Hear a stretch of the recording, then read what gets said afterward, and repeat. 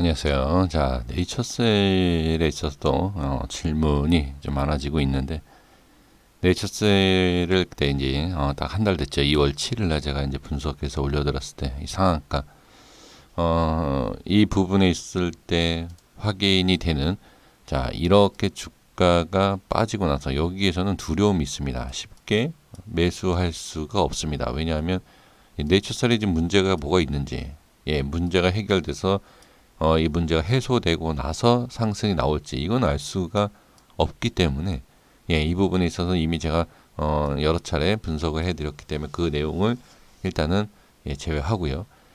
자, 여기서 좀 말씀을 드려보면 이 가격대만 그냥 확인해 주시면 될 것 같습니다.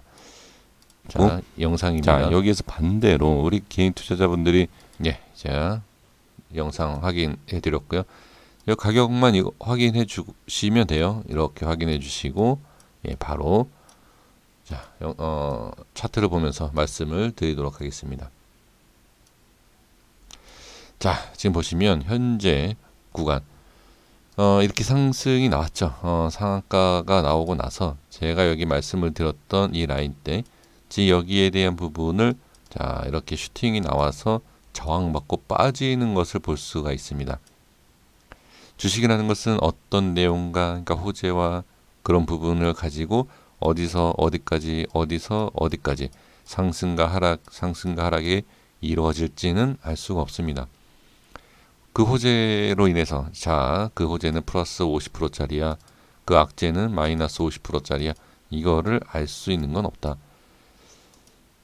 물론 그 내용을 가지고서는 뭐 차트라든지 기술적 분석으로도 명확하게 정확하게는 알 수는 없지만, 그래도 그 내용은, 그 호재에 대한 그 내용 가지고는 하나만 갖고는 어떻게 상승에 대한 어디 위치, 이건 아예 예상을 못해요. 차라리 어느 정도 이제 기술적인 돈의 흐름을 봤을 때 더 맞출 수 있는 확률이 높지 않냐, 저는 그렇게 말씀을 드려봅니다. 그런데 이제 주식을 하시는 분들은 아직까지도 대부분 이 호재에 대한 부분과 뭐 이제 기업적인 부분만 보면서 전혀 상관없이 이런 데서 이렇게 매수 올라가니까, 네이처스 괜찮은가 보다, 그냥 따라 올라가는 이 위에서 추격 매수를 하게 되어 있죠. 자, 그래서 지금 일단은 뭐 그 내용은 그 내용이고, 지금 현재 위치에서 한번 본다라고 하면, 위치는 이때는 저도 계속 말씀을 드렸지만 상당히 위치는 좋게 잘 만들어준다 하지만, 이렇게 나올지는 모르지만 위치상은 좋았지만 뭐 기업에 대해서 확실성이 없으면, 근데 이런 좀 위험한 이런 종목 또는 확실성이 없는, 개인들이 쉽게 들어가지 못하는 급락과 이 자리 잡아주는 이런 위치에서는 급등이 상당히 잘 나옵니다. 잘 나오지만 이런 것을 몇 번 매매하다 보면 이 상승을 몇 번 먹지 않습니까? 그러면 비중을 실어서 이런 자리만 쫓아가서 매매를 합니다. 그럼 꼭 이런 데서 거래 정지가 뜨더라고요. 물론 저는 이런 매매를 안 하기 때문에 뭐 상관은 없지만, 이런 경우가 있으신 분들도 분명히 계실 거라고 저는 보여집니다. 자, 약간 좀 어떻게 보면 도박성이죠. 여기에서 이제 끝이다 이렇게 올라와 주면 되지만, 반대로 이 패턴이 다시 이렇게 오는 경우, 또는 내려와서 거래 정지, 이런 모습도 상당히 많이 있습니다. 그래서 이런 상승이 나와도 될 수 있으면 이런 매매는 안 하시는 게 좋다. 그리고 이제 이 현재의 여기 저항이 생겼던 부분 설명 이어서 드려본다. 자, 여기 이렇게 말씀을 드려볼게요. 이런 자리 연결을 시키겠습니다. 연결을 시키면 여기에 있었던 어디 지지가 되는 이런 자리는 누가 봐도 여기 딱 봐도 우리가 표현하는 매물대, 그렇지 않습니까? 그럼 누구나 볼 수 있는 자리에서 던지게 되죠. 그렇기 때문에 이렇게 빠지는 거고요. 그럼 현재 위치에서 어떤 모습이 나오겠느냐? 지금 위치에서 보면 이렇게 올라와서 이런 이평선을 돌파가 나오지 못한다. 나와도 어디? 이런데, 자, 현재 구간에서 이런 박스, 여기 하나, 이게 박스라고 보시면 됩니다. 이 박스 안착 이후에 과연 이걸 뚫고 올라가느냐, 이걸 보셔야 돼요. 이게 돌파가 제대로 나오지 않는다라고 하면 당연히 이렇게 밀립니다. 자, 여기서 악재와 호재가 박스로 이루어진 이 상태에서 어떻게 더 좋은 호재가 나오면 당연히 뚫고 올라가겠지만 무조건 호재가 여기에서 또 나온다라고는 얘기할 수는 없습니다. 그렇기 때문에 여기에서 자, 대응을 반드시 해 주셔야 될 필요가 있고, 여기에서는 무조건 올라간다라고 보기보다는 자, 여기에 이렇게 올리지 못하면 당연히 저항받고 빠질 수 있는 구간이기 때문에 어떻게 여기에서는 대응을 반드시 저는 해 주셔야 되지 않을까 싶습니다. 제가 이 박스권에서 악재와 호재를 말씀드린 이유가 뭐냐면 이건 작업이죠. 누가 봐도 작업입니다. 이거는 내리고 올리고, 지금 이 작업이 예를 들어서 이 주가의 흐름에 있어서 그냥 끝났다라고 보면 여기에서 올리질 않겠죠. 여기에서 그냥 한번 좀 크게 한번 보면 자, 이 패턴과 이런 종목이 있어서 이렇게 상승시키고 이게 정리되는 패턴이에요. 이건 누가 봐도. 그리고 이 밑에서 쉽게 접근하지 못하는 이런 상황. 대부분 제약바이오 이러면 이런 상승을 보고선 장기 투자를 하시지 않습니까?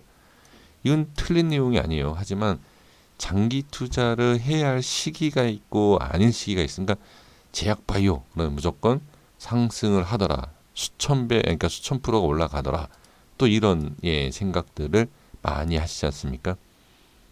그러니까 그것도 시기라는 게 있습니다. 무조건 올라가는 게 아니라 이 증시 자체에 있어서도 어느 정도의 제약바이오가 먹힌다. 그러니까 상승이 되는 구간, 거기에 있어서 그 지수도 반등, 또 지수도 어느 정도 도와줘야지만이 올라갈 수 있다. 저는 그렇게 보여지거든요.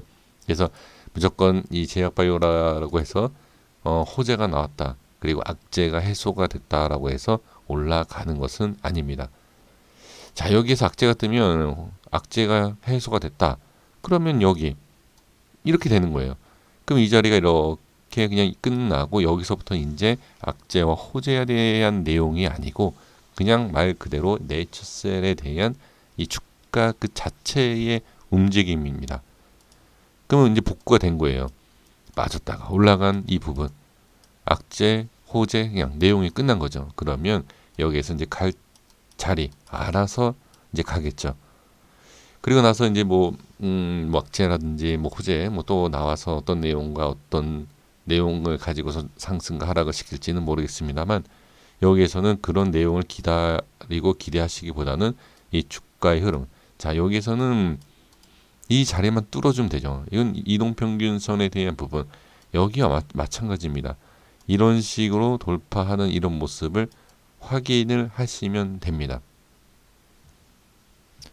근데 이렇게 좋은 자리를 만들어 놓고 이 좋은 자리를 가지고서는 어떻게 이제 모양을 만드느냐, 이게 좀 문제예요. 그래서 이 종목을 네이처셀 가지고 꼭 매매를 그러니까 하셔야 된다라고 하면 어느 정도의 하락은 충분히 좀 대비가 돼야 된다. 이런 자리에서 올리지 못하면 당연히 이 자리에 다시 6,000원대, 다시 6,000원대까지 내려온다라고 생각을 하시면서 매매를 하셨으면 좋겠고, 지금 패턴으로 본다라고 하면 이렇게 상승이 이렇게 이 패턴을 보고 이 패턴을 가지고서 생각하신다라고 하면 어떻게 다시 여기 이렇게 올라갈 수 있는 이 모양이 나옵니다. 지금 이 수급에서도 보면 자, 이렇게 올릴 수 있는 패턴과 수급은 맞지만 어떻게 꼭 이렇게 해서 이렇게 올린다라는 확실은 없습니다. 그러니까 패턴이 이런 게 많다라는 것 뿐이지 이게 이렇게 올라가지는 않은 경우도 있습니다. 그럼 어떤 경우냐? 이런 식으로 여기서 이렇게 빼는 경우가 있어요. 이렇게 일부러 빼고 밑에서 어떻게 여기에서 작업을, 그러니까 상승 작업을 할 걸 밑에서 하는 경우가 또 의외로 많습니다. 그래서 이렇게 올라갈 것을 대비하고 예상하고 그렇게 매매를 하신다기보다도 어느 정도 상승을 하다가 못 올라가는 것처럼 보인다라고 하면 어느 정도 또 대응을 부분적으로 하시는 게 어떨까, 저는 개인적으로 생각을 해봅니다. 지금 위치에서는 이게 중요해요. 여기에 이게 지금 뭐 여기도 될 수도 있고 뭐 이 자리, 뭐 이 자리가 될 수도 있습니다. 위치상과 이동평균선으로 본다라고 하면 당연히 이 자리죠. 120선. 지금은 제가 보는 뭐 기술적인 내용보다는 이동평균선에 대한 부분을 보시는 것이 더 명확하고 확실할 수 있다. 120선에 대한 돌파와 안착 이후에 상승이 나왔다라는 것은 과거의 모습에서 나왔고 120선에 대해서 밀린 부분 밀었을 때의 추가 하락이 나왔던 부분 확인하시면 저항이 생기면 빠지겠구나. 이렇게만 판단하시면 됩니다. 그리고 이제 주식이라는 거 특히 이런 제약 바이오 관련된 종목들 같은 경우에는 아무래도 좀 기사, 뭐 호재, 그렇죠, 악재 이러한 공시라든지 뭐 뉴스 좀 민감하지 않습니까? 그래서 저도 제약 바이오를 매매할 때에 조심스러운 부분이 바로 이러한 겁니다. 그래서 상당히 좋게 자리를 만들어 주면서도 시간에 또는 갑자기 뜨는 그런 내용 가지고 빠질 수도 있고 올라갈 수도 있고 그런 부분만 조심하시면 저는 전혀 문제가 되지 않을 것 같다라고 보여집니다. 그리고 이제 그 전에도 이제 주봉상에서 설명을 드렸던 내용이 이 내용이지 않습니까? 자, 주봉상에서도 여기 저항이 생기는 것을 확인이 되고 있지요. 그리고 나서 또 여기 양봉으로 만들어주면서 과연 8,300원에 대한 이 부분을 이전에 저항이 생겼던 이 자리를 돌파하고 안착을 해줄 거냐, 이것까지만 또 확인을 해주시면 전혀 문제가 되지 않을 것 같습니다. 자, 그러니까 이 내용만 확인하시면 돼요. 이 악재, 호재 번갈아 가면서 띄우고, 악재, 호재죠. 이렇게 악재가, 자, 호재는 아니지만, 호재일 수도 있죠. 악재가 해소가 됐으니까, 이러한 부분에 있어서 사실 이게 반복이 되면 급등 아니면 급락이겠죠. 이런 패턴과 이러한 내용이 자꾸 나오는 이 종목들은 흔드는 거죠. 개인 투자자들이 버티기 쉽지 않게끔. 과연 이 모습을 가지고 개인들한테 큰 수익을 줄 것이냐, 큰 손실을 줄 것이냐. 자, 그러니까 이 부분에 있어서는 이 움직임은 당연히 일봉에서 볼 필요가 있지만 제가 봤을 때는 주봉에서도 확인을 하시는 것도 상당히 중요하다. 큰 그림을 좀 보시는 게 중요합니다. 여기까지 하겠습니다. 구독과 좋아요 부탁드리겠고요. 그리고 될 수 있으면 자, 여기 이렇게 보시면 지금 최근에 있어서 좀 실적이 약간 이런 모습, 이런 것도 한번 확인해 주실 필요가 있고, 그 다음에 지금 뭐 부채는 많진 않죠. 적은 편이긴 하지만 유보율이라든지 물론 이쪽 이 제약바이오 쪽이 유보율이 적은 기업이 상당히 많이 있습니다. 그리고 문제 없다라고 생각하시는 부분도 있지만 그래도 조금 저는 조심하셔서 매매를 하시는 게 어떨까 이렇게 말씀을 드리겠습니다. 여기까지 하겠습니다. 감사합니다.